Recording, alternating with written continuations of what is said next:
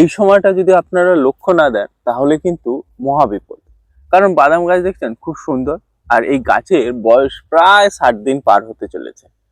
গাছ আপনি উপর থেকে ভালো দেখলে সমস্ত ফুল ঝরে গেছে দেখছেন, তার সাথে সাথে বগুলো, বাদামের যে এই যে বগুলো খুব সুন্দরভাবে দেখুন মাটিতে নামছে, দেখতে পেয়েছেন? খুব সুন্দরভাবে মাটিতে নামছে। কয়েকদিন আগে ব্যাপক পরিমাণ বৃষ্টি হলো, বৃষ্টি হওয়ার সাথে সাথে গাছ কিন্তু হু করে বাড়তে শুরু করেছে, এবং তার সাথে সাথে কিন্তু ব্যাপক রোগও নিয়ে আসছে, যেটা আপনি এখনো বুঝতে পারছেন। আপনার বাদাম জমি যদি ভালোভাবে লক্ষ্য করেন তাহলে এই ধরনের সমস্যা কিন্তু আপনি দেখতেই পাবেন।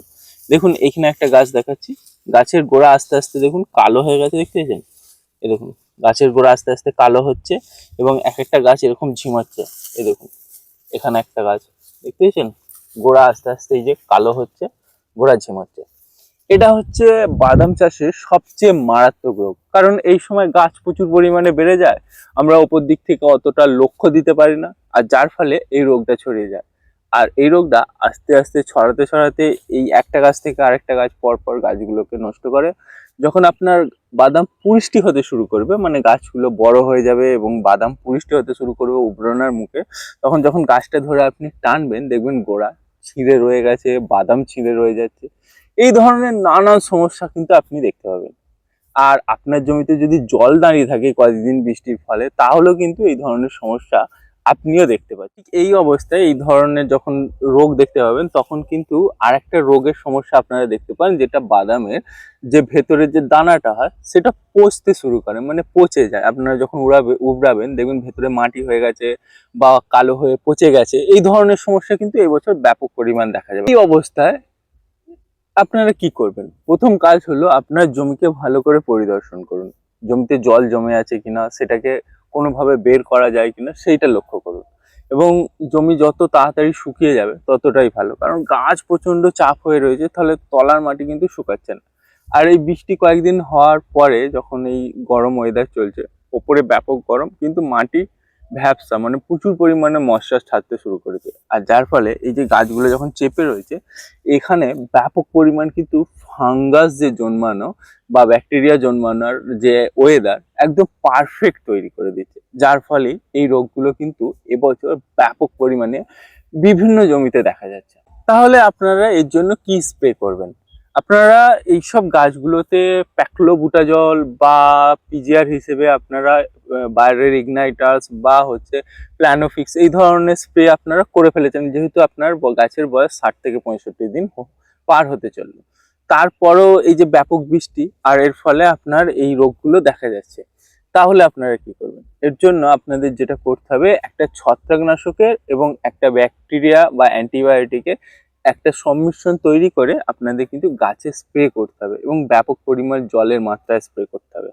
তো প্রথমে যেটা আপনারা সিলেকশন করতে পারেন, অ্যাজিস্ট্রোস্ট্রবিন এবং ডাইফেনকনাজলের যে সম্মিশ্রণের যেসব ছত্রাকনাশকগুলো আছে, সেগুলোকে আপনারা 20 ml নেবেন। অ্যামিস্টার টপ আছে, হাইব্রিজ আছে, এই ধরনের যে ছত্রাকনাশকগুলো আছে এগুলোকে আপনারা 20 ml মতো নিচ্ছেন। এর সাথেই আপনাদের নিতে হবে ভ্যালিডামাইসিন 3% এল যে অ্যান্টিবায়োটিকগুলো আছে, এগুলোকে আপনারা নেবেন 25 থেকে 30 ml একসাথে মেশাবেন। প্রতি বিঘাতে আপনাদের 4 ব্যারেল করে জল স্প্রে করতে হবে, কারণ গাছের পরিমাণ বেশি, এই জলটা আপনাদের বেশি ব্যারেলে স্প্রে করলে তবে কিন্তু আপনারা একটা ভালো রেজাল্ট দেখতে পাবেন। আর একটা রোগের সমস্যা আপনারা দেখতে পান, যেটা বাদামের যে ভেতরে যে দানাটা হয় সেটা পচতে শুরু করে, মানে পচে যায়। আপনারা যখন উবড়াবেন দেখবেন ভেতরে মাটি হয়ে গেছে বা কালো হয়ে পচে গেছে। এই ধরনের সমস্যা কিন্তু এই বছর ব্যাপক পরিমাণ দেখা যাবে, কারণ ব্যাপক একটা বৃষ্টি খেয়েছে, সেই জন্য এই রোগটা দেখা যাবে। তো আপনাদের জমিতে যদি এই ধরনের সমস্যা আসতে শুরু করে, তাহলে আপনারা কি করবেন?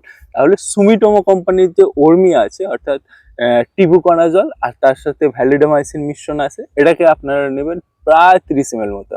আর এর সাথে আপনারা লিকুইড ফরম্যাটে যেসব কপার অক্সিক্লোরাইড বা কপার হাইড্রোক্সাইড যেগুলো পাওয়া যায়, সেগুলোকে আপনারা নেবেন প্রায় 20 থেকে 25 ml মতো। বা আপনারা নর্মাল কপার অক্সিক্লোরাইডও 30 ml মতো, 30 গ্রাম মতো নিতে পারেন। এই দুটোকে একসাথে মিশিয়ে আপনারা ভালো করে মিশিয়ে আপনারা জমিতে স্প্রে করুন।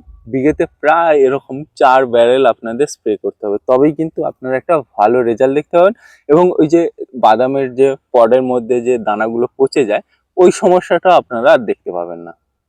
এগুলো যদি আপনারা না করতে পারেন তাহলে আপনাদের আরেকটা আমি ছত্রাকনাশক বলতে পারি যে মিশ্রণটা আপনারা তৈরি করে দিতে পারেন, সেটা হলো রোকোফ্লো, যে বাজারে পাওয়া যায়। এটাকে আপনারা নেবেন 25 ml মতো রোকোফ্লো নিচ্ছেন, আর ওর সাথে আপনারা নিচ্ছেন কাসুবেমাইসিন 25 ml মতো। দুটোকে একসাথে মেশান, মিশিয়ে আপনার বাদাম গাছে আপনারা স্প্রে করতে পারেন। এই দুই ধরনের রোগের যে সমস্যা সেটাও আপনারা কিন্তু আপনার বাদাম জমিতে অনেকটাই কমাতে পারেন এবং ফলনটা আপনারা ভালো দেখতে পারেন।